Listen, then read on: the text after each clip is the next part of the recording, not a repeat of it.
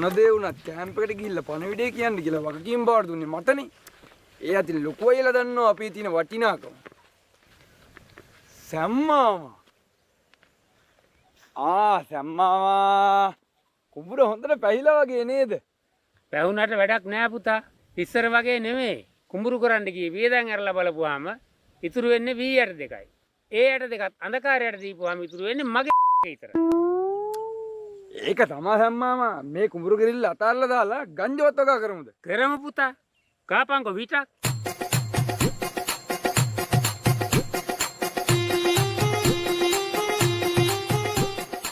ඔව්. ඒක නෙමෙයි උඹ දැන් මේ කොහෙද මේ දවාලේ යන්නේ? අර අලිවට කිට්ටුව තිබිලා බිම්බෝම්බයක්ද මොකක්ද යක් හම්බුණා. ඒකේ පණවිඩේ කැම්ප් එකට කියන්නේ කියලා මම මේ යන්නේ. ඉතින් ගොම් බූරුවෝ ඔය වාගේ වැදගත් පණිවිඩයකට යන මිනිහා මෙතන මේ විට කකා අහවල් මගුලක් කරනවද?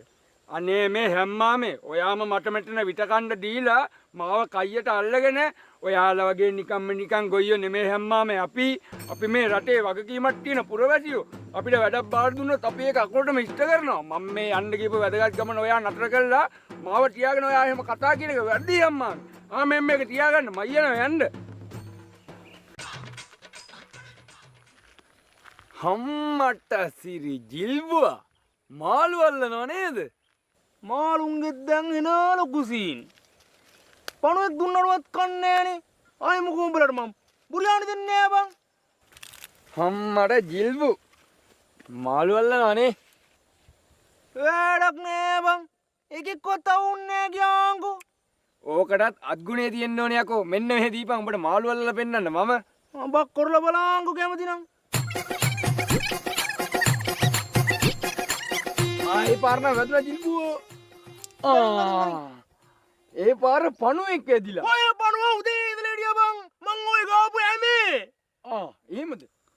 මේක හරියන්නේ නෑ බං. අද මුන් නෝම්බිද කොහෙද? මේ අහපන්කෝ. අපේ ගෙදර තියෙනවා දැලක්. ඒක ගෙනල්ලවත් දාලා බලමුද මාළුවෙක් අල්ලගන්න. අනේ ඒක යසාදාස බං. උඹටත් වැඩක් නැති එකේ අපි දෙන්නම අල්ලමුකෝ. වැඩක් කියන්නේ චූටි වැඩක් තියෙනවා මේ කැම්ප් එකට පොඩ්ඩක් ගිහිල්ලා එන්න තියෙනවා. ඒයි අර බං අලිවට කිට්ටුව තිබිලා බෝම්බයක්ද මොකක්ද යක් හම්බෙලා. ලොකු අයියා මට කිව්වා ඒක ගිහින් කැම්ප් එකට කියන්නේ. අඩේ ඔබ තඩි බස්සෙක් නේ. ඒ වගේ පණිවිඩයක් කියන්න නේ එකෙක් මේ ජිල්බුවත් එක්ක මාළු අල්ලලා හරියන්නේ මේ බං.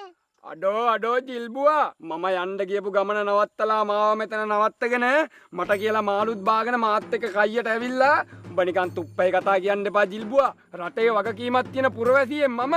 මට වැඩක් කිව්වොත් මං ඒක අකුරට ඉස්ත කරනවා. මම යන්න පරක් වෙලා බෝම්බ පිපුරලා මොකක් හරි කරදරයක් වුණොත් එහෙම දෙනවා. මෙන්න මෙහෙ අල්ලගනින්.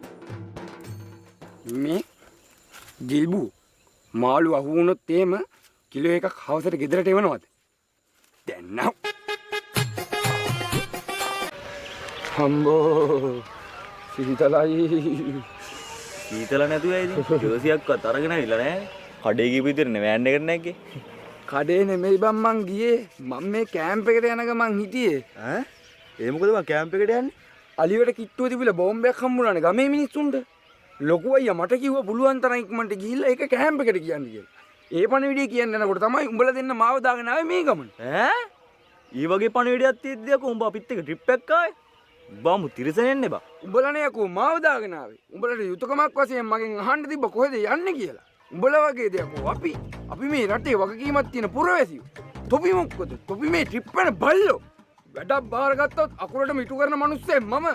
ගෙදර යන්නේ සතියෙන්ද දෙකෙන්ද ඒ ගියපු ගමන් කැම්ප් එකට පණිවිඩය කියනවා මම. තොප්පි වගේ දෙකයි පැනයි සිප්පි කැල්ලක් නෙමෙයි යකෝ මම. මේ මල් ඊක නෙමෙයි. සීතලට බොන්නේ බීඩියක් එහෙම නෑ නේ. අනේ ඵලයකෝ යන්නේ. ඉන්දකින් තොපි ට්‍රිප් යන්නේ අතේ බීඩියක් නැකලකන්නේ. කොම්බල බං ගමඩ කියපු ගමන් මොන ගමඩම කියනවා වෙච්ච ඉද්දිය. පණිවිඩය කියන්න කලින් මාව දාගෙන නුවර ගියා කියලා. ලම්බටයියා මොකද උනා සිරිවර්ධන මුදලාලි හරි වසවට්ටිය හොඳේ. මේ ලකඩි දවසක් කඩේට හොරෙක් පැනලා ගාලන මොකදත් කැඩෙන්න එක දතක් තිබ්බේ කැෂියර් මේස උඩ. හොරා දුවලා දූපුදියාවක් හොයාගන්න විදියක් නැහැ. හැබැයි බය වෙන්න එපා. ඕනේ දෙයකට මේ නිසංගේ ඉන්නවා. එතන ඉන්නවනම් කටවගෙන හිටපන්. ඒකෝද මුදලාලි පොඩි අවුලක් තියෙනවා. මට පොඩි කාලේ නම් හැංගිලා ඉන්න බෑ චූබර හැදිනවා. හැංගි මුතු කරන්න ඔබ චූමයි යන්නේ.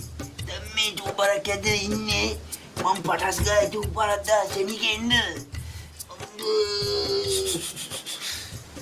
ඔන්න කවුද